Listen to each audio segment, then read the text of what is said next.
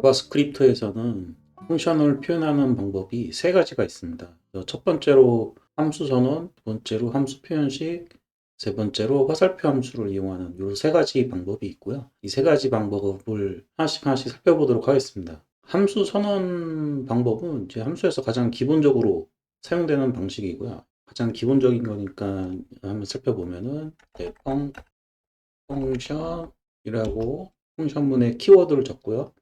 그 다음에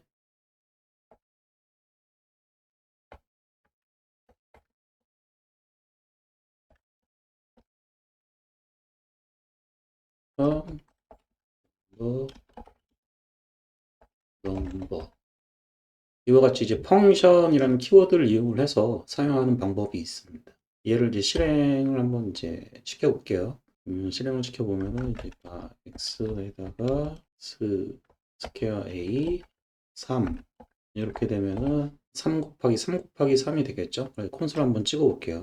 콘솔.log x 실행 시켜보면은 9라고 찍힌 거를 볼 수가 있습니다. 9라고 찍히죠. 가장 기본적인 방법이고요. 이 펑션 키워드를 이용하는 방법입니다. 두 번째로 이제 함수 표현식을 살펴볼 건데요.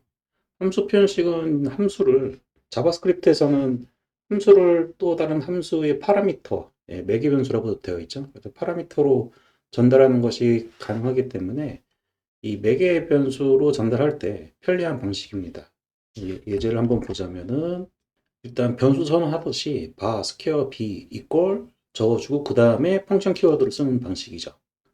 위에 거랑 비교해 보시면 얘는 펑션 뒤에 펑션 명이 나오고 함수 표현식 같은 경우에는 먼저 변수 선언하듯이 선언하고 그 뒤에 펑션 키워드가 나오죠.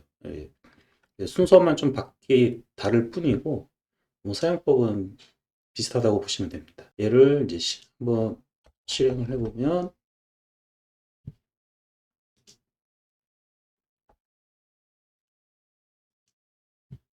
네, 16 이렇게 나오죠.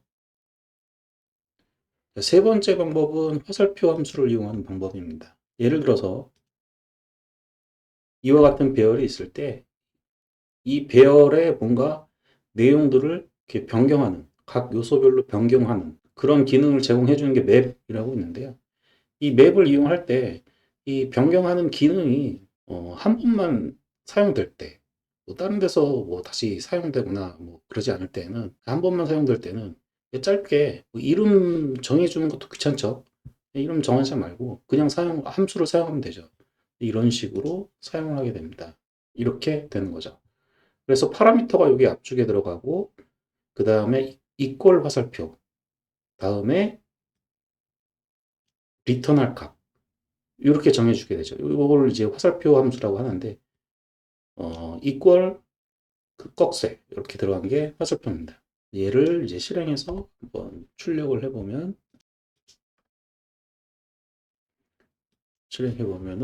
이제 맵이라는 게 동작을 하게 되죠. 이렇게 세 가지 방식이 있고요. 화살표 함수 이거를 보시고 좀 이해가 안 되시는 분들을 위해서 조금 더 자세하게 좀 적어보자면 이거만 볼게요.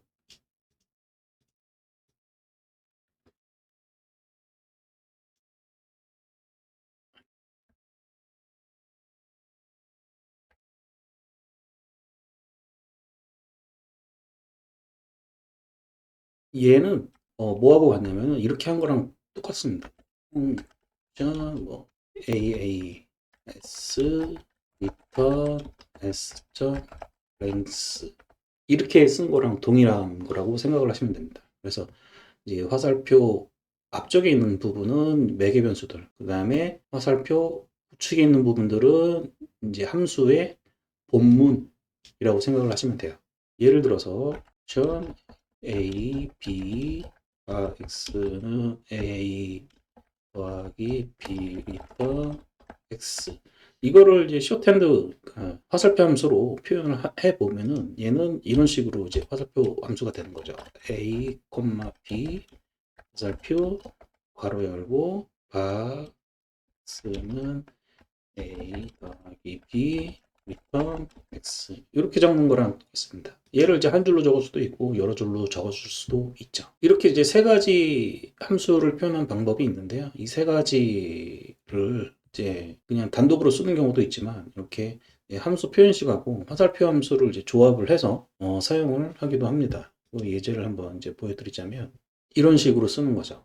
그래서 여기 아까 전에는 이제 함수 표현식 같은 경우에는 펑션이라는 키워드를 적어줬는데 그게 아니라 그냥 화살표 함수를 이렇게 우측에다가 적어준 거죠.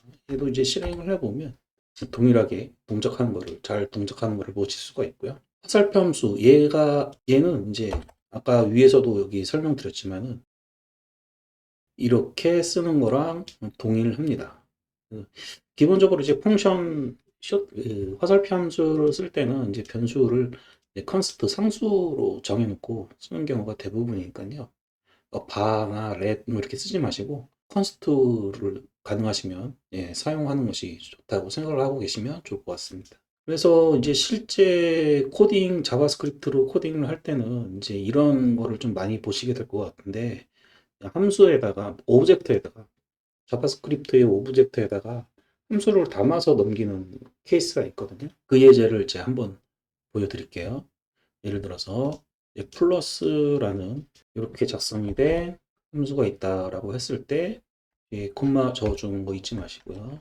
이렇게 그러니까 오브젝트에다가 펑션 자체를 담아서 넘기죠. 담아서 넘기고 실제 이 오브젝트를 받은 애는 이와 같이 데이터 오브젝트 a 펑크에 변수 3, 4를 집어넣어주게 되면은 3과 4가 더해진 값이 보여지겠죠. 실행을 한번 해보도록 하겠습니다. 네, 이렇게 7 나오는 거를 볼 수가 있습니다. 변수를 더 안 쓰고 이렇게 이제 플러스라는 변수명을 적지 않고 더 짧게 쓰는 케이스 뭐 어렵지 않습니다. 이 플러스라고 되어 있는 부분을 얘로 대체를 하면 그만이죠. 그럼 예제를 보시면은 여기서 펑크에 이렇게 화살표 함수를 그냥 바로 집어넣은 거죠. 집어넣고 얘를 실행하면 동일합니다. 실행을 해보면은 동일합니다. 7 이렇게 프론트엔드 프레임워크들 뭐 리액트라든지 뷰.js라든지 뭐 이런 프레임워크들에서 이런 것들을 좀 많이 활용을 하기 때문에 이런 거를 좀 알고 계시면은 도움이 많이 될 거고요. 참고로 펑션 사용법을 잘 모르시는 분들을 위해서 하나 더 설명을 드리자면은 펑션이 이제 변수고 그 변수가 이름만 갖고 있는 거잖아요. 그 이름만 갖고 있는데 걔를 어떻게 실행시키느냐 이거를 이제 하나 보여드릴게요. 예를 들어서 이제 D는 A, B 이걸 써서 A 곱하기 B 이렇게 파라미터 두 개를 받고 두 개를 곱해서 리턴해주는 함수라고 보시면 되고요. 얘를 이제 console.log 펑크 D 얘를 실행을 해보면 이렇게 펑션이라고 뜹니다. 이 펑션 자체만 출력을 한 거고요. 이 펑션을 이제 실행한 결과를 보고 싶다. 그러면 뒤에 괄호를 붙여주시면 되죠. 얘를 실행을 해보면 NAN 파라미터 아무것도 없기 때문에 결과가 나오지 않았죠.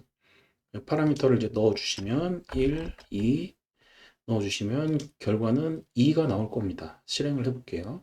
2가 나옵니다. 그래서 자바스크립트에서는 펑션 이름만 넣는다고 해서 실행이 되는 게 아니라 이 펑션을 실행을 시키시려면은 괄호를 뒤에 붙여주시고 파라미터 개수를 이렇게 맞춰주시면 되죠. 여기까지 해서 자바스크립트의 함수에 대해서 살펴봤고요. 이 함수를 이제 이 세 가지 방식이 있는데 이 세 가지 방식이 코드마다 섞여서 사용되기 때문에 헷갈려 하지 마시고 차근차근 이제 연습해 보시면서 적응해 나가셨으면 합니다.